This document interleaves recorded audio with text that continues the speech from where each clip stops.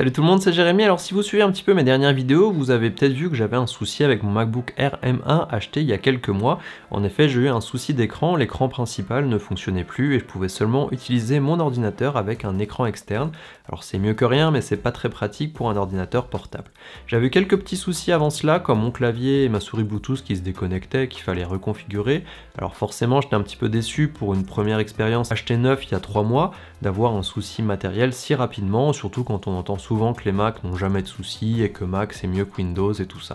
J'ai donc dû faire appel au support Apple et je me suis dit que ça pouvait être intéressant de vous montrer tout cela car la qualité du service était vraiment bonne et souvent on parle de ce qui ne fonctionne pas, alors pourquoi pas parler de ce qui fonctionne bien pour une fois.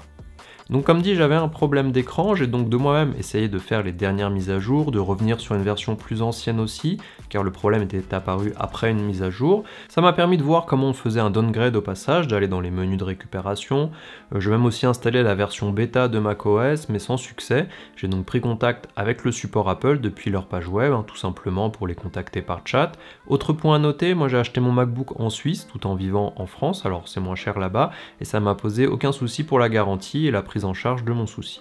On entre donc son numéro de série de la machine, si le Mac est sous garantie, on est mis en contact avec le support. J'ai pu échanger avec eux sur mes soucis, ils m'ont proposé plusieurs guides que j'avais déjà suivis pour faire des réinitialisations, éteindre complètement l'ordinateur via le bouton Power, passer par le mode Recovery, etc.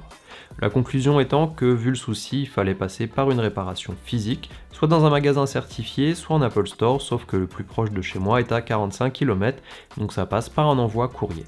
Alors forcément, je n'étais pas très emballé vu que mon Mac me sert à faire mes vidéos et que dernièrement j'étais à environ 3 vidéos par semaine. J'ai eu un petit peu peur que ça prenne plusieurs semaines, donc j'ai fait traîner pour trouver une solution de remplacement pendant ce temps-là et prendre un ordinateur gaming pour tester en parallèle. Une fois décidé, j'ai recontacté le support pour leur demander la procédure à suivre pour l'envoi. Ils m'ont guidé pour désactiver la localisation car sinon on ne peut pas leur renvoyer par courrier. Ils m'ont envoyé une boîte en carton par livreur pour le renvoi. On a donc une boîte en carton avec toutes les instructions à l'intérieur, différentes mousses pour bien le caler, une petite housse de rangement. On remplit le tout, on colle le bon d'envoi sur le carton et ça part en direction de la République tchèque. On peut ensuite aller le déposer en point relais ou demander à un livreur de passer. J'ai donc déposé mon ordi le samedi matin au point relais, le buraliste m'a informé que le livreur ne passerait que le lundi malheureusement, mais plutôt une bonne surprise car le mardi à 15 h j'ai reçu un mail d'Apple m'indiquant qu'ils avaient déjà reçu le Mac et qu'ils commençaient les réparations. C'était très rapide et encore plus rapide c'est que le lendemain à midi, je recevais un autre email m'indiquant que la réparation était terminée et que l'ordinateur repartait de l'entrepôt et je l'ai finalement reçu chez moi le vendredi dans le même carton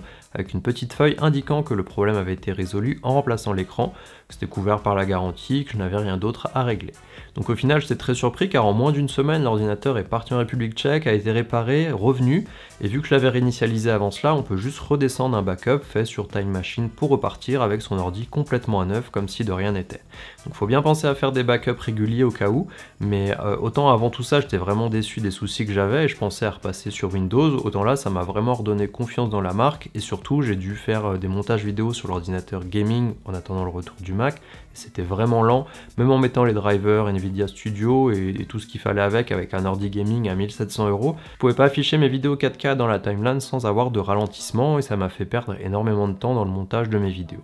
Du coup, j'étais encore plus content de récupérer mon Mac que de recevoir un nouveau produit et ça m'a encore fait plus réaliser la puissance du Mac M1 qui fait tourner mes montages sans aucun ralentissement, dans un format compact, sans ventilateur, sans avoir quoi que ce soit à rajouter là-dessus. Au final, c'était une bonne expérience, en tout cas je sais qu'en cas de souci, j'aurais plus besoin d'attendre, je ferai directement les démarches pour envoyer le produit en réparation, pas besoin non plus de chercher dans mon coin, et j'imagine quand on habite encore plus proche d'un Apple Store, c'est encore plus simple parce qu'il suffit d'aller au magasin, de leur montrer le problème, et tout de suite ça sera pris en charge. Donc c'était vraiment un bon point positif pour Apple, alors je doutais pas vraiment que le support était bon vu le prix des appareils on va dire, mais c'est vrai que c'est toujours un bon point de voir ça, de voir que ils n'ont pas fait traîner les choses plus longtemps que nécessaire, le produit a été reçu et réparé tout de suite, alors ils ont peut-être déjà eu le cas avant et puis ça a été plus rapide, mais c'est vrai que c'était vraiment un très bon point, donc je voulais vous partager ça avec vous, tout simplement pour vous montrer que certes, quand c'est pas bien on en parle beaucoup, mais quand ça marche bien, autant en parler aussi, parce que ça peut rassurer et pourquoi pas aider à se décider à acheter ou pas tel ou tel produit. Voilà, donc n'hésitez pas à me dire ce que vous pensez de tout ça dans les commentaires, et on se voit dans la prochaine vidéo.